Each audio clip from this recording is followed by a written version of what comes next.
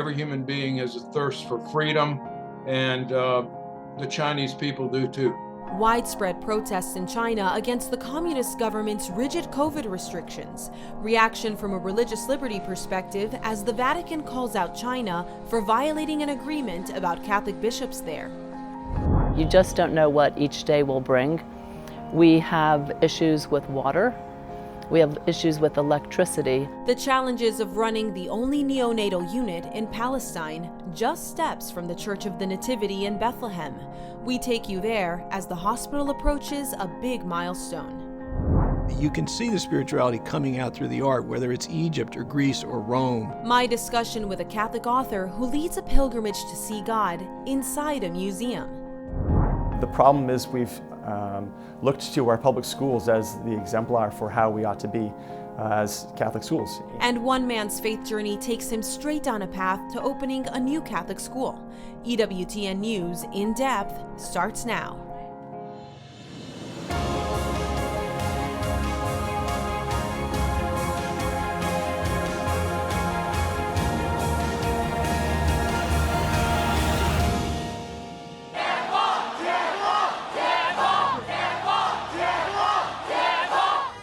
Protests erupt across China. Thousands take to the streets in more than a dozen cities in a rare show of defiance against the Chinese Communist Party, or the CCP. Welcome to EWTN News In Depth. Chinese police quickly deployed forces to crack down on demonstrations sparked in populous cities, on university campuses, and remote regions. They also tightened online censorship in an effort to block videos of the protests.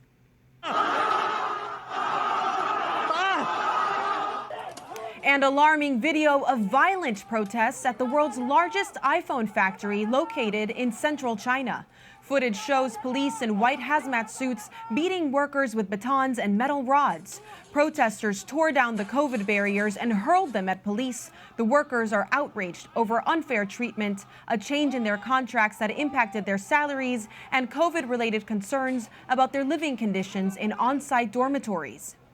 These demonstrations are just the latest in a series of growing concerns in China, including limits on freedom of speech and religious liberty restrictions that have drawn condemnation from world leaders, including Pope Francis.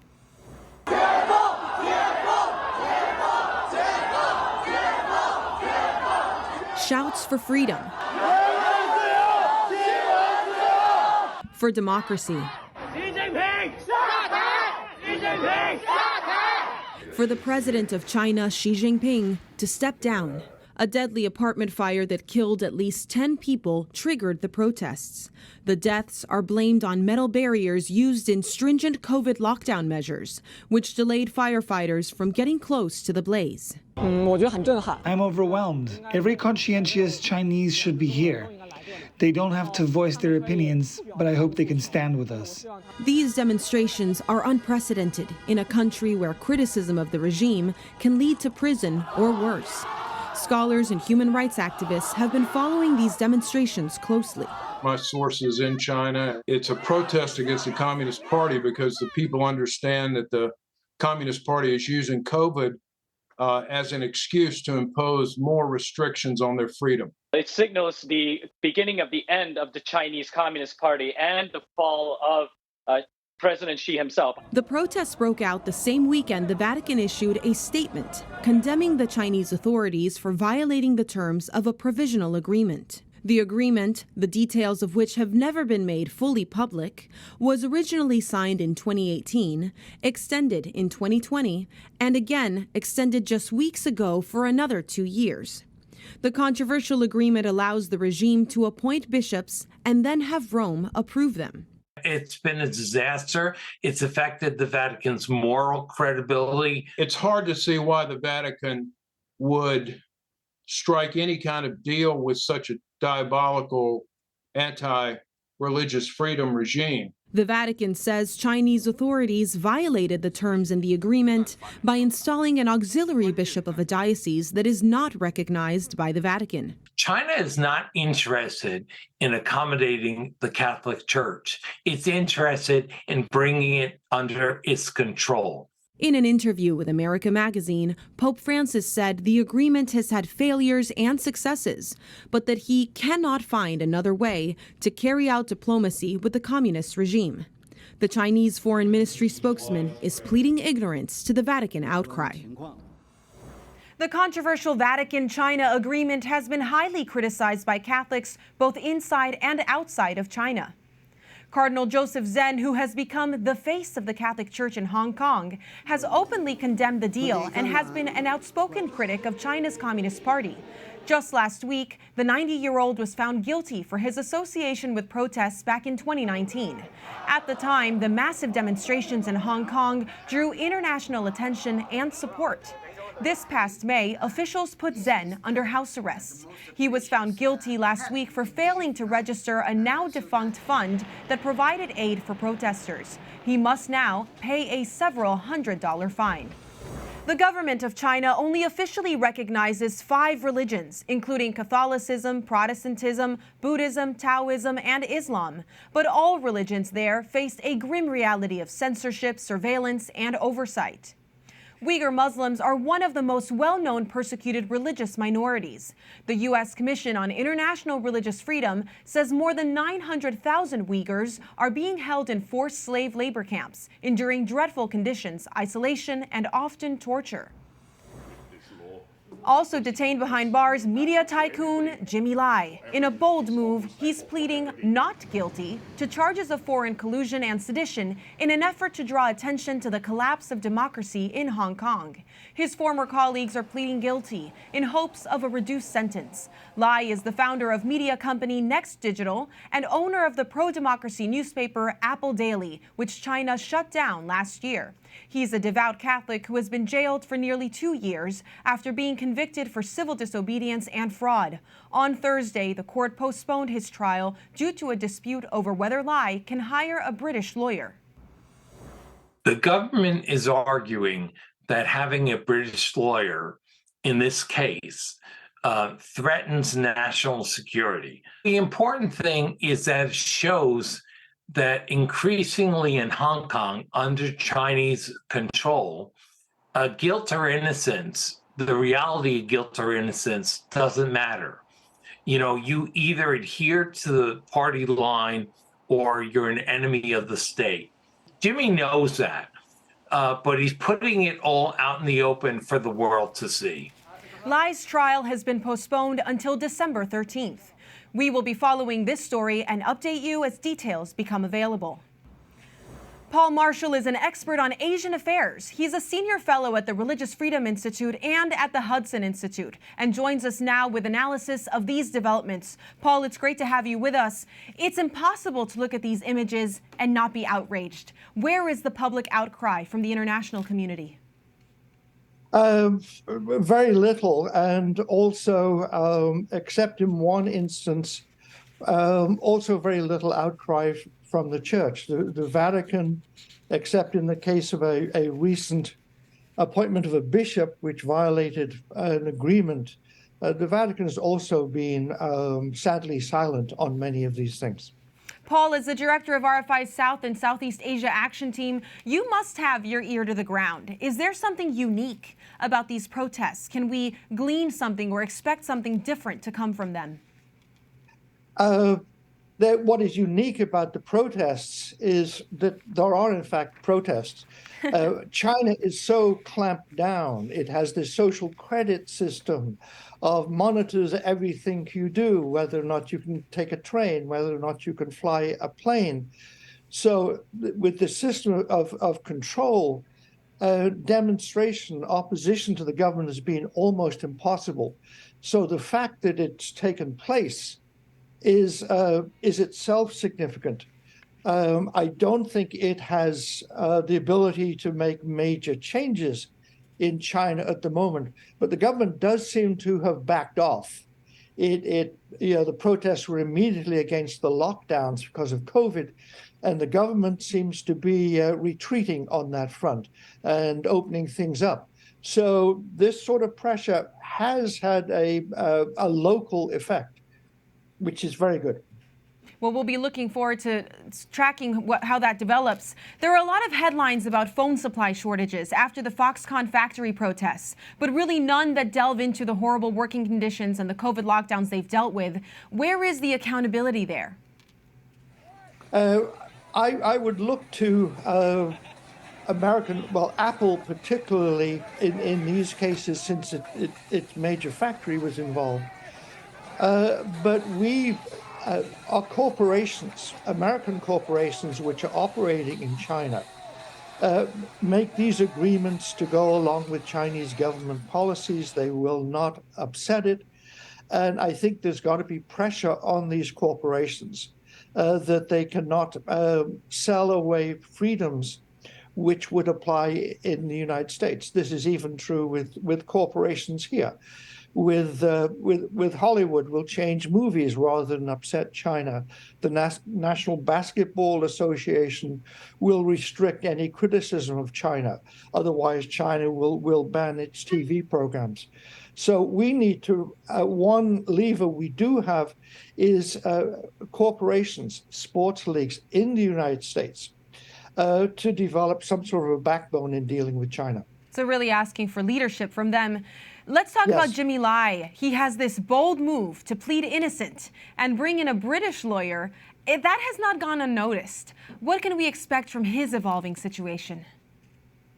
I think the government will, what the Chinese government is seeking to do is, obviously it's repressing everybody, and the policies it follows in the mainland, it's now applying in Hong Kong.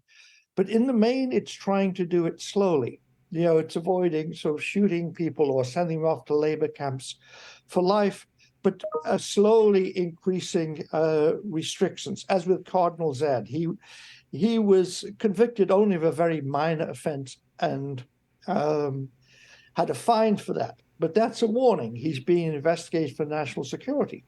So it's being said to Zen now, shut up or something worse will happen.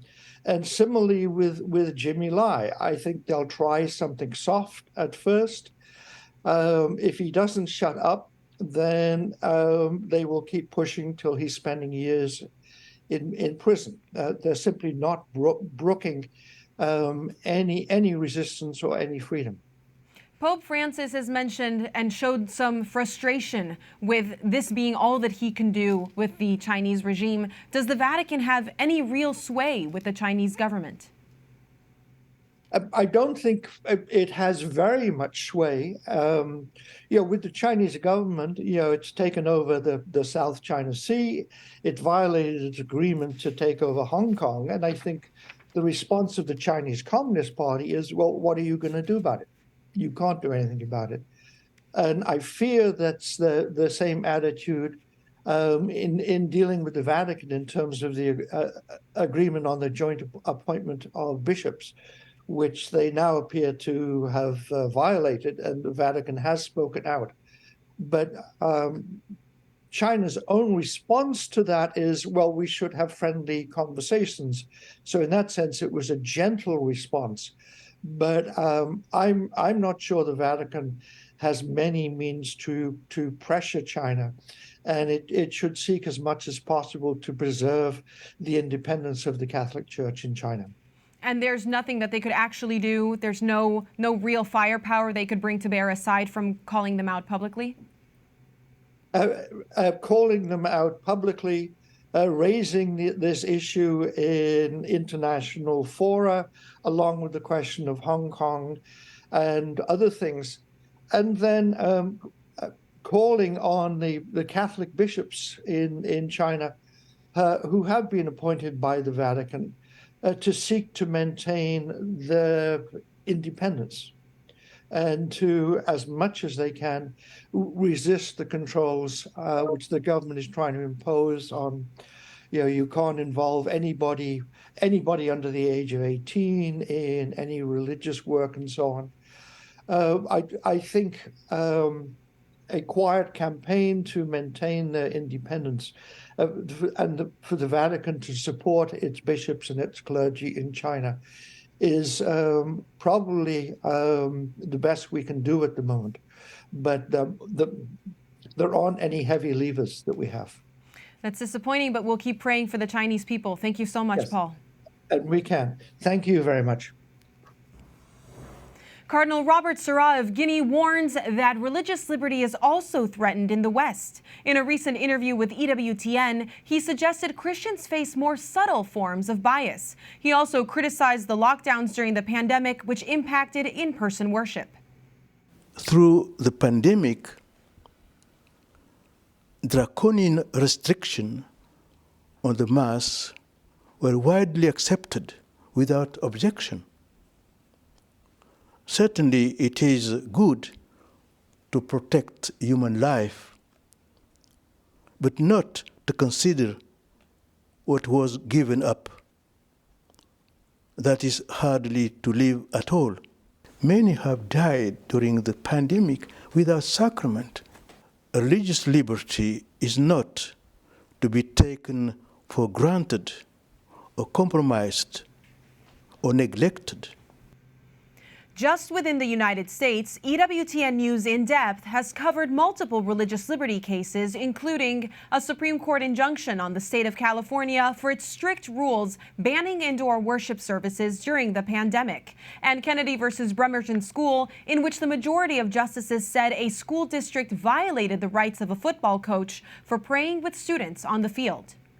We're also watching threats to religious liberty on Capitol Hill. Coming up later, more on controversial legislation on marriage that may impact Christians in the U.S. EWTN News will be right back. We are with the woman in her pain, then in her joy. We see the first moment of life.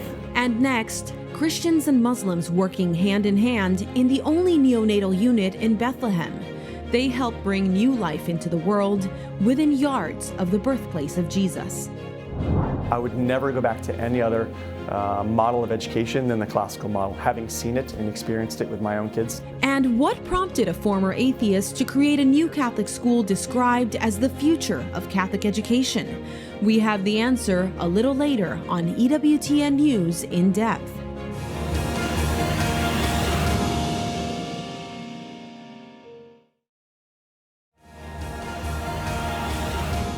Always we have joy here, new babies, a new life.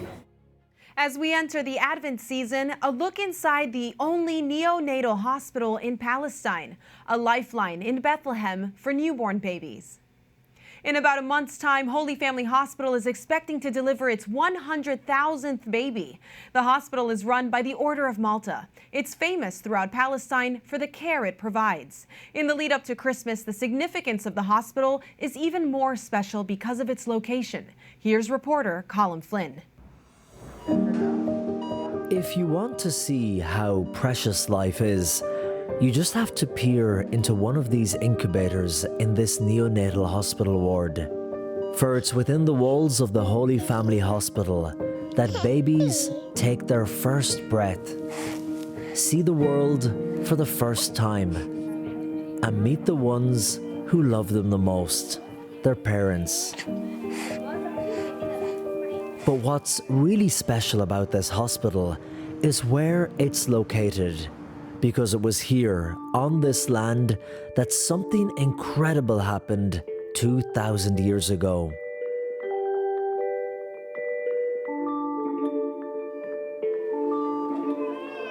Today, close to the very spot where Jesus was born, this hospital, run by the Order of Malta, wants to make sure the babies born in Bethlehem today have the best love and care possible. Always we have joy here, new babies, a new life. We are with the woman in her pain, then in her joy. We see the first moment of life. And that is the goal of everyone working here at the hospital, bringing new life into the world. Michelle Bowe is the Order of Malta's ambassador to Palestine. And last year, I believe, you delivered over 4,500 babies? Yeah, I think it was 4,646 babies born here in Bethlehem. Just beautiful, bright lights of hope for the mothers and fathers of the Hebron and Bethlehem region. We serve a catchment area of about 1 million people. and we're the only hospital that can deliver and care for babies born before 34 weeks. The hospital specializes in neonatal care for premature babies.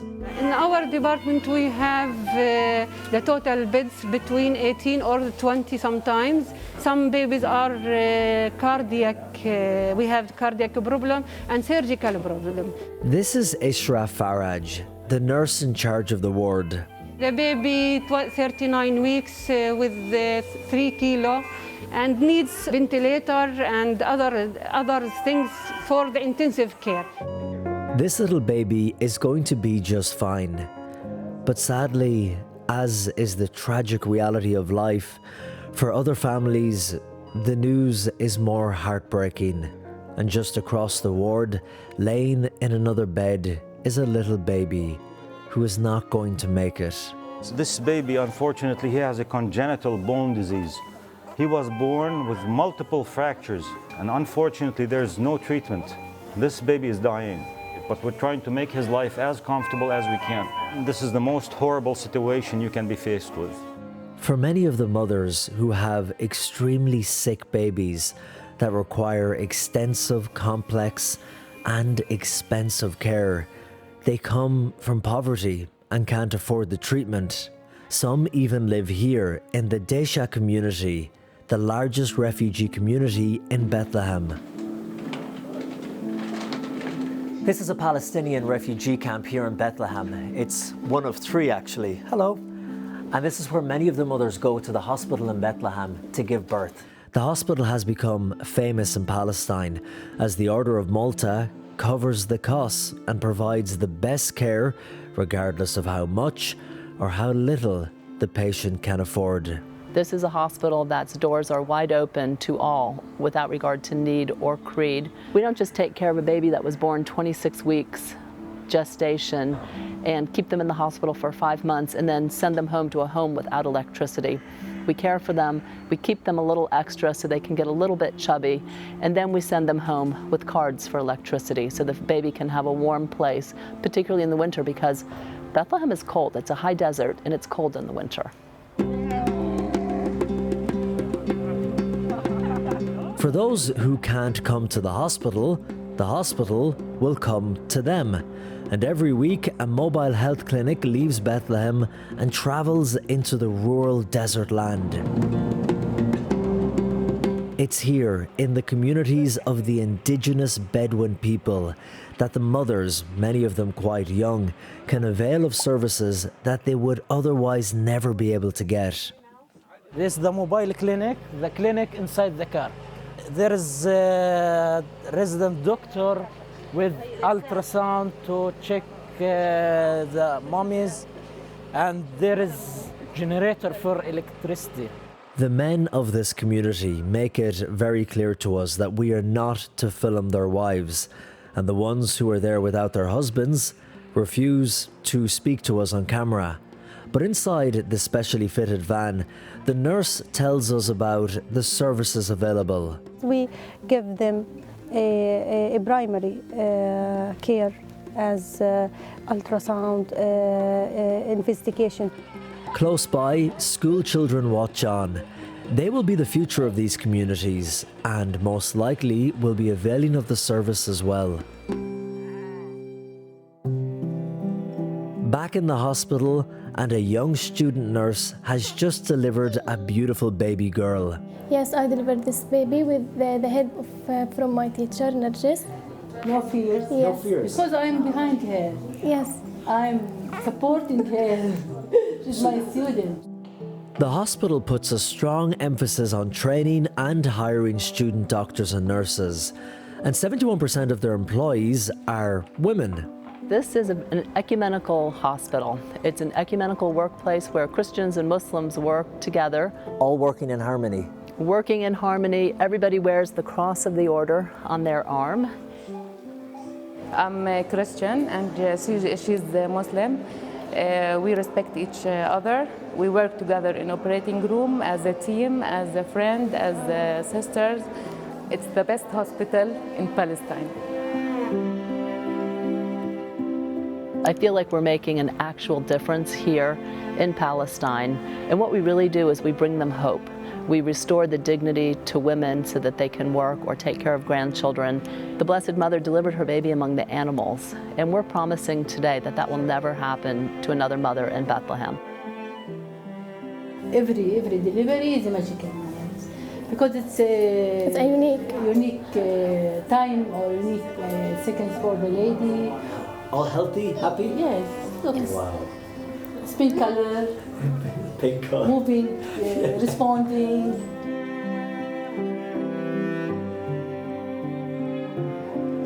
Regardless of the incredible challenges facing the patients who come here and the staff who work here, the Holy Family Hospital continues to be that beacon of light for the mothers of Bethlehem and their newborn babies, 2,000 years after the birth of Jesus on this very land. In Bethlehem, Colm Flynn, EWTN News in Depth.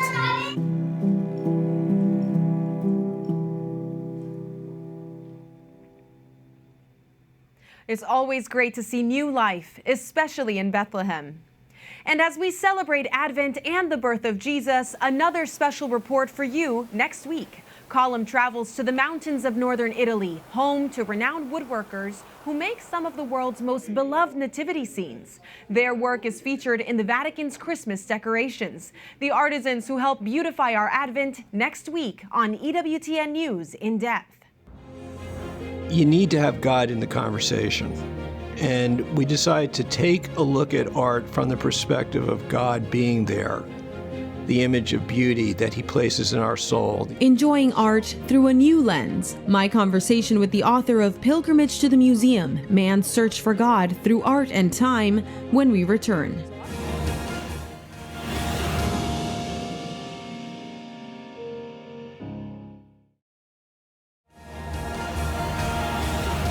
Advent and Christmas mark the beginning of the new liturgical year, and the Church encourages Catholics to enrich their faith in new ways. Stephen Auth, a veteran investor on Wall Street, deepened his faith through art, and now helps other Catholics discover God with a special tour through the Metropolitan Museum of Art in New York. This year, he published a book called Pilgrimage to the Museum, Man's Search for God Through Art and Time, which allows readers to take this spiritual journey through the Met from the comfort of their own homes. I recently spoke to Steve about his new book, his faith, and his love of art. Steve, it's so great to have you here to discuss this wonderful book. I dove into it and I couldn't put it down. Pilgrimage to the Museum. Thank you, Montse. Let's get started just about your personal journey coming back into the church. A lot of people see these books and they think this person must be, a zealot, really into the church all of his life and well-formed. Yeah, I think one of the things that makes the book attractive to people is it's written by a broken vessel. I grew up as an altar boy, a very Catholic family, but by the time I got finished with college at Princeton, I was at best an indifferent agnostic. And my journey to the faith started to come back slowly through marrying my beautiful bride, who is a devout Catholic.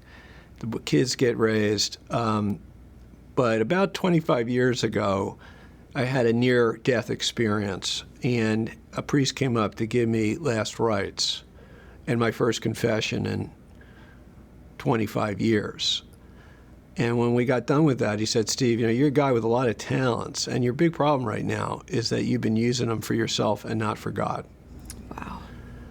And I resolved if I survived, I was going to turn my talents and use them for God. And that led to our mission work on the streets of New York, which a lot of folks know about now. And this second mission, because I had, a lot of background in art history, and we love taking people through the Met. So we just started doing that years ago. But at some point, and it's described at the very beginning, the missionary of the Pilgrimage to the Museum, there's this point where I have this epiphany that looking at art through the lens of purely classical art historians, which kind of sanitize and make it scientific, and it's kind of sanitize the paintings, is a good place to start, but you need to have God in the conversation. And we decided to take a look at art from the perspective of God being there, the image of beauty that he places in our soul, the image of himself. And we just redid the entire tour, and it became a pilgrimage, starting from ancient Egypt right up through the moderns. It's interesting that you chose art that isn't necessarily religious. That's something that some people have commented about the reality of, well, if you want to talk about religion and art, there's a lot of religious art we can talk about. Yeah. Why choose things that aren't codified as religious? I think maybe partly is sort of coming from my own background and realizing that we're all seeking God even when we don't realize we're seeking God. And I always ask the pilgrims at the start of the tour, if you could just work with me on this. And I quote from Ecclesiastes how, I've placed the timeless into their hearts such that they'll never know the works that I have done. And just work with me on this.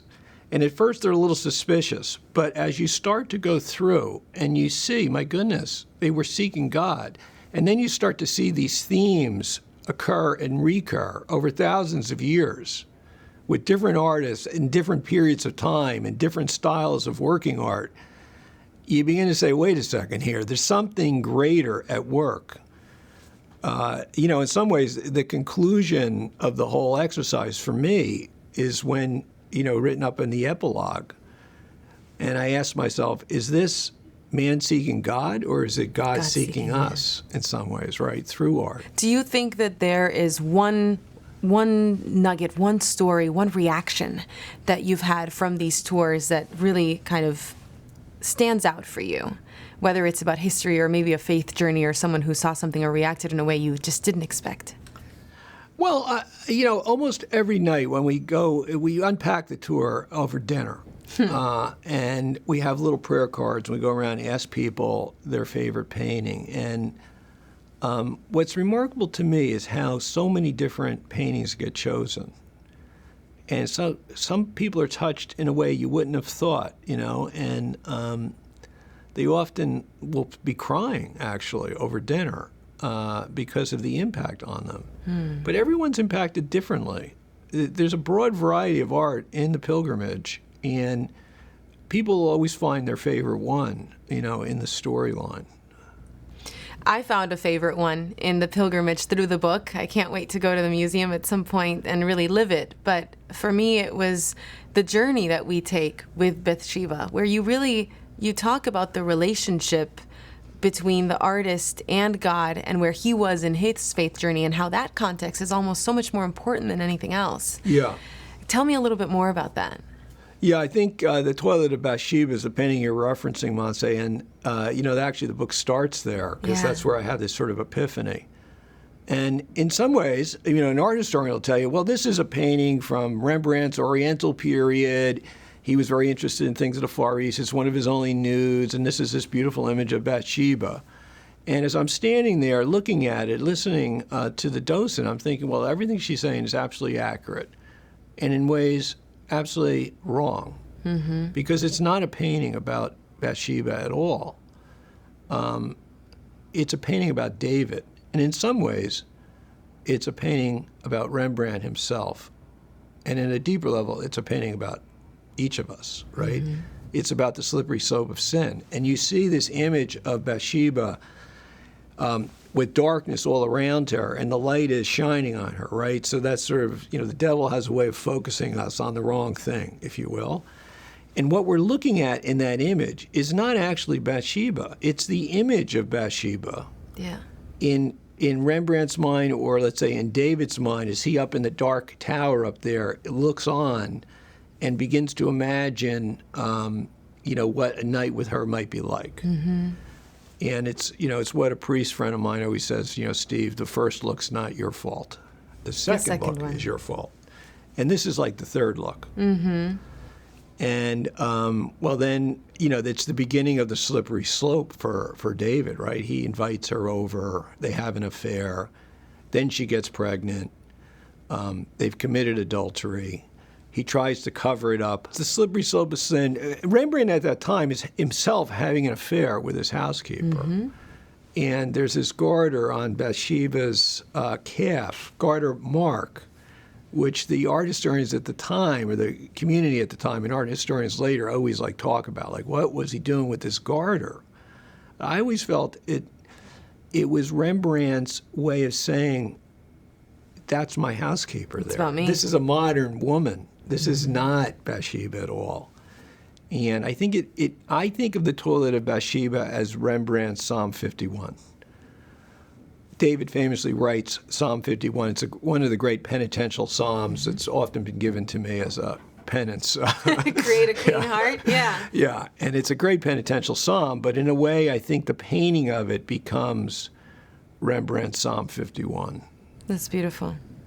That's a beautiful reflection. And do you think that part of the inspiration for this is the fact that the church has used beauty as a reflection of truth in the past, and there's a tradition of it within the church?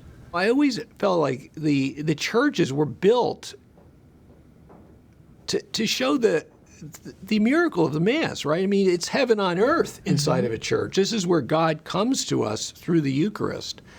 And all the beauty of the church, of the churches and the paintings, were designed to help us understand that this is God. This is God's beauty. I mean, the Renaissance painters were trying to paint things through the eyes of God. That's why they're so beautiful and so perfect.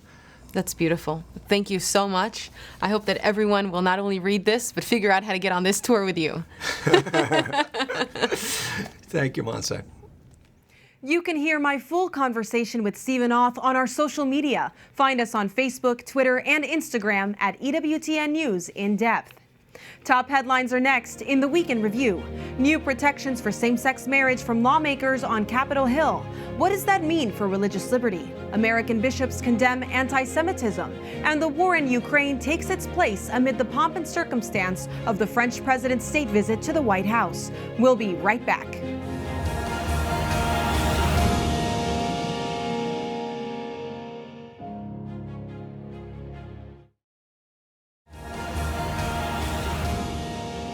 News from the Senate and passage there of the Respect for Marriage Act tops the Week in Review.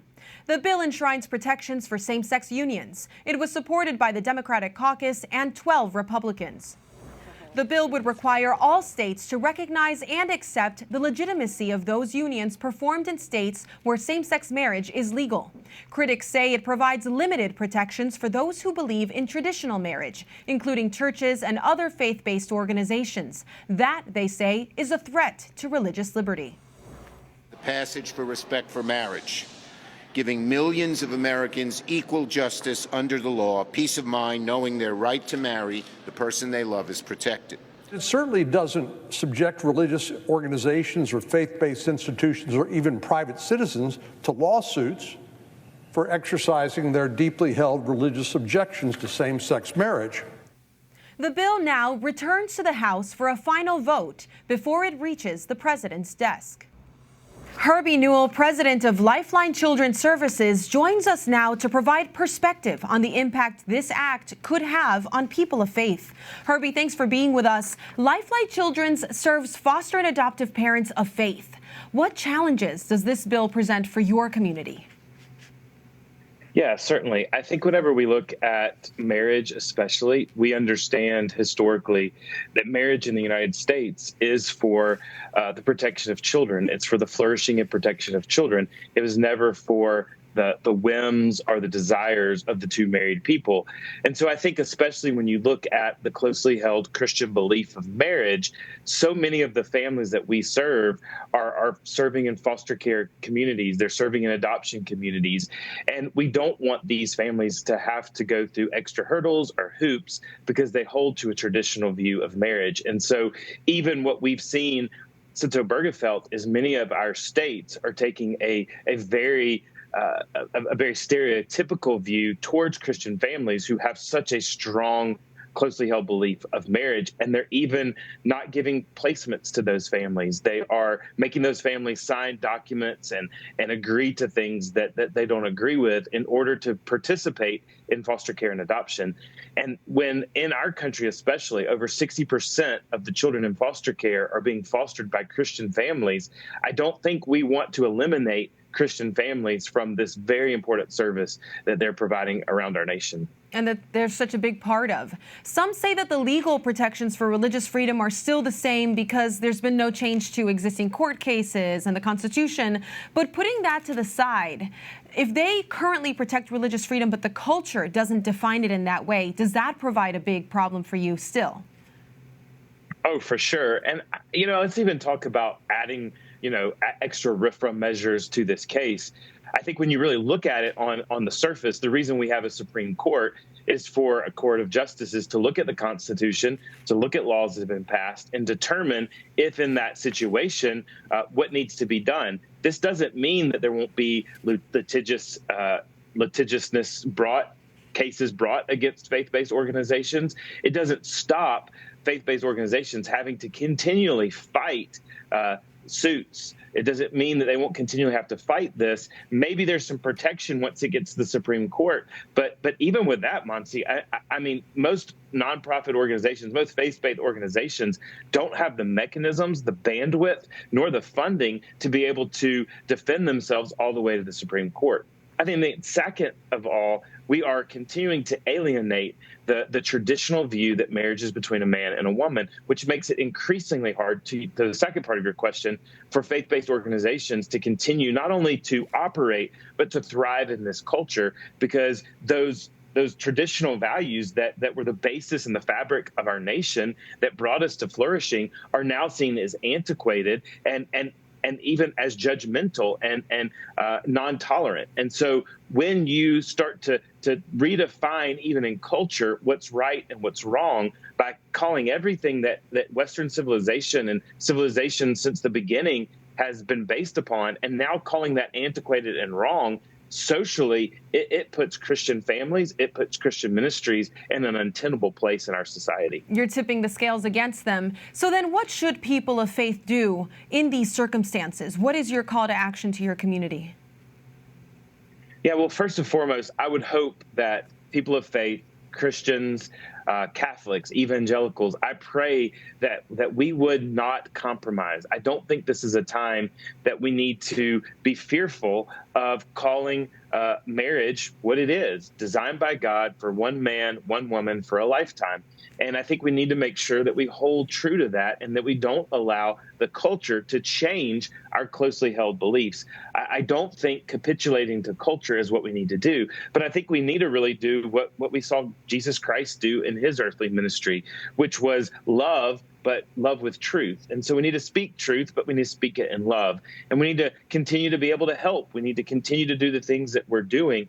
And we have to also remember that we were never promised a primrose path. We were never promised that things would be easy, but we need to continue to do good. We need to continue to do the things we've been called to do. And even when difficult, we need to make sure we stand up for our values. We need to make sure we stand up for who we are, and we don't need to compromise. And I think if more people would not shrink back, but would go forward, continuing to do ministry, to continue to show love and mercy and grace, but not to compromise, I think when we unfortunately do see these cases and we do see things come to the Supreme Court, ultimately, I do think that these values will be appreciated and will be defended.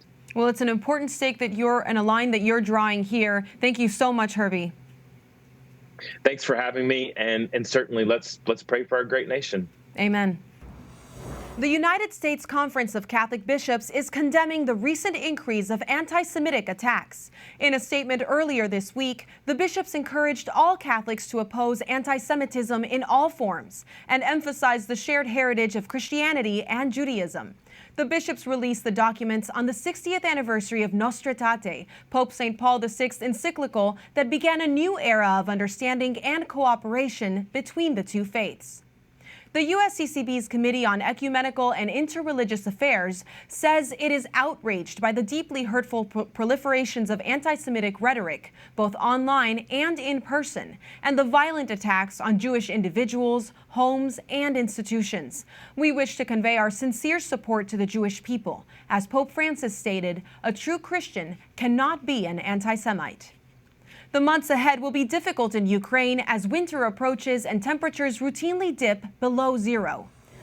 Russia continues its attack on the power grid, prompting more people to evacuate. On Thursday, Russian shelling cut off power in the recently liberated Ukrainian city of Kherson, causing many locals to flee the area for safety.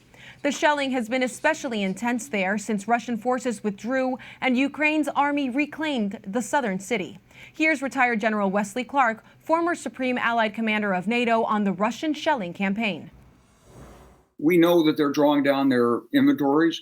We know they can't produce the most modern missiles, but they've got old stuff that can be thrown at the Ukrainians. They're apparently now taking nuclear warheads off some of their missiles and just lobbing them in there, either as decoys or letting the metal speak for itself when it hits the ground. So they're going to keep this up for as long as they can. This is the Russian strategy. They can't win on the battlefield. Maybe they can pummel the Ukrainian people into demanding a ceasefire. Ukrainian utility workers are working to restore power to the grid, but it's a never-ending task. As some power comes back on, restoring electricity and heat, other areas are knocked out.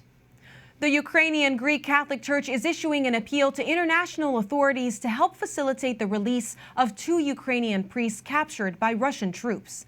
They have been held in captivity for more than 2 weeks and are reportedly being tortured. The priests had chosen to stay in territory under Russian occupation to minister to Catholic communities there.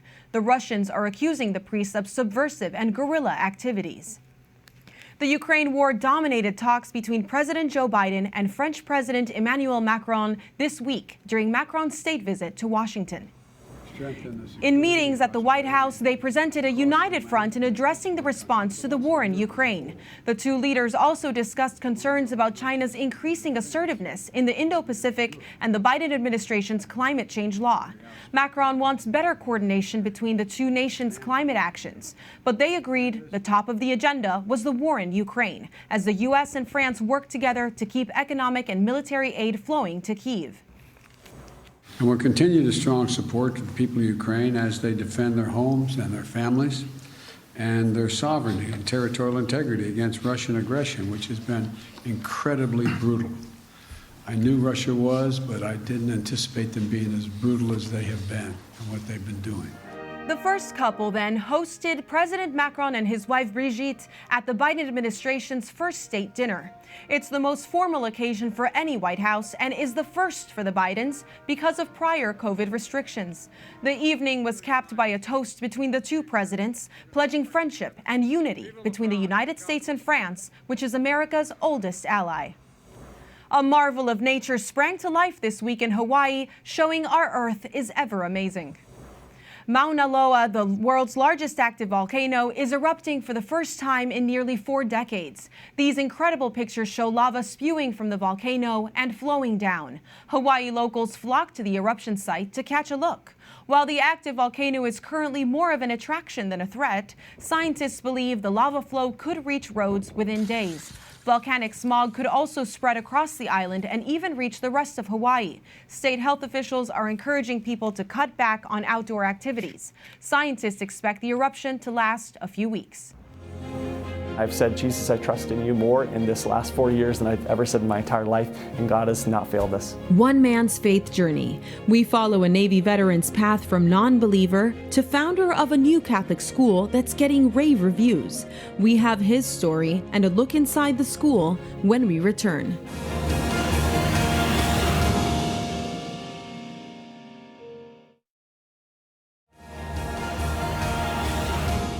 A belief in the value of classical liberal education, plus a conversion to Catholicism, led one U.S. Navy veteran on a mission. It's not every day that a former atheist opens a brand new Catholic school, but this man's faith led him to it. Mark Irons has this faith journey in depth story.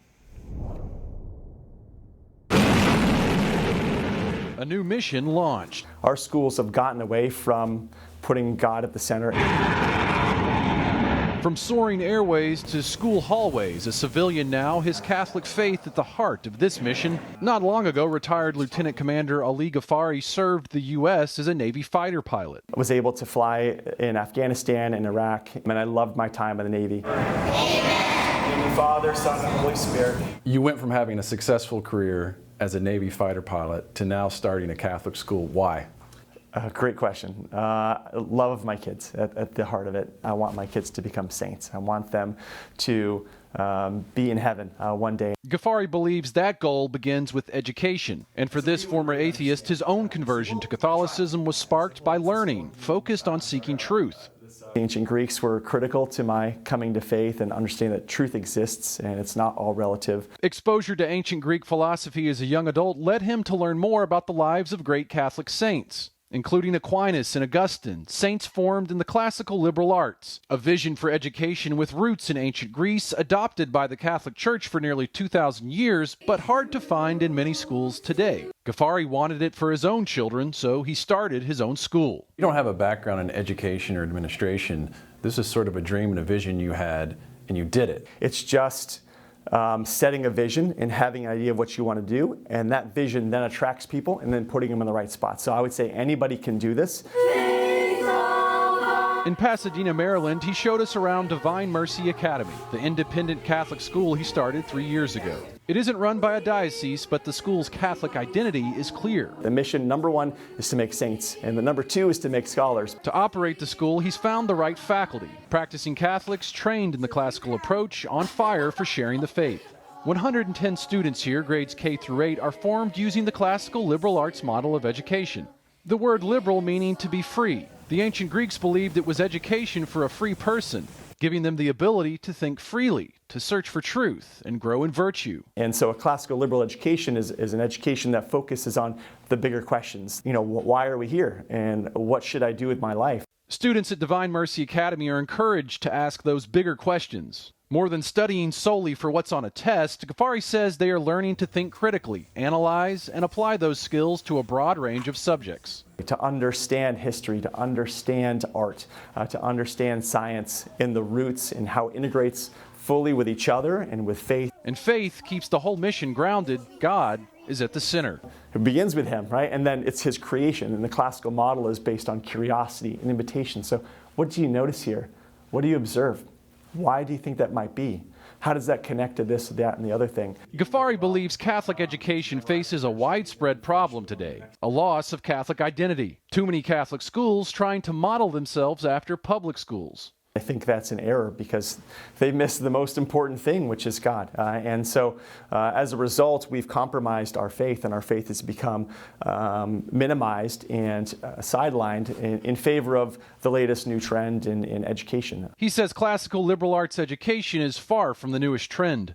We're just bringing back what was so successful for 2,000 years. Prayer is a critical part of each day at Divine Mercy Academy. Ghaffari says one family found the school to be too Catholic. They removed their child from the school when they learned religion was practiced in more than one class.